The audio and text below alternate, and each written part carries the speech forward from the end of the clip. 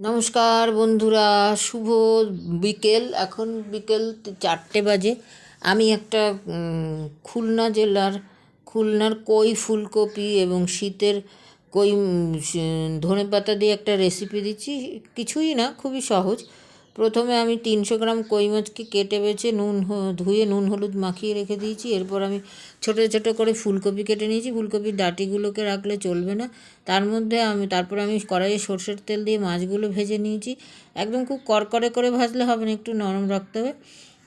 অনেকে একটু বেশি নরমও রাখতে পারেন, তবে আমরা একটু কড়া করেছি। তারপরে কড়াইয়ে আমি সর্ষের তেল দিয়ে ওই মাছ ভাজা তেলে আমি ফুলকপিগুলোকে লাল লাল করে ভেজে নিয়েছি। এর মধ্যে শুধু দিয়েছি আমি গ্রেট করা আদার গন্ধ চলে গেলে কিছুটা কাঁচা লঙ্কাও দিয়েছি।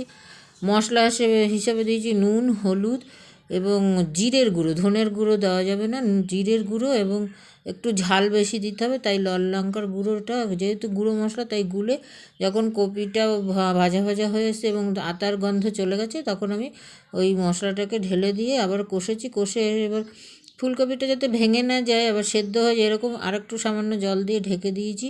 দিয়ে যখন এরকম হয়ে এসছে লাল লাল, তখন আমি এর মধ্যে ঘন ঘন হয়ে এসে তখন আমি ভাজা মাছগুলোকে দিয়ে দিয়েছি। দিয়ে আবার চাপা দিয়ে দিয়েছি। যেহেতু ফুলকপি এবং কই মাছের রসা, তা খুব ট্যালট্যালে ঝোল হবে না, সেই হিসাবে একটু গায়ে মাখা মাখা করতে হবে।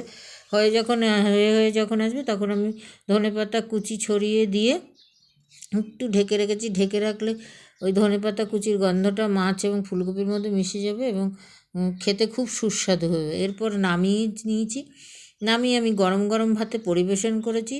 এই শীতের দিনেই এই ফুলকপি কই মাছ দিয়ে রেসিপিটা খুবই সুস্বাদু লাগে। আপনারা বন্ধুরা করে খেয়ে দেখবেন এবং কমেন্টে আমাকে জানাবেন।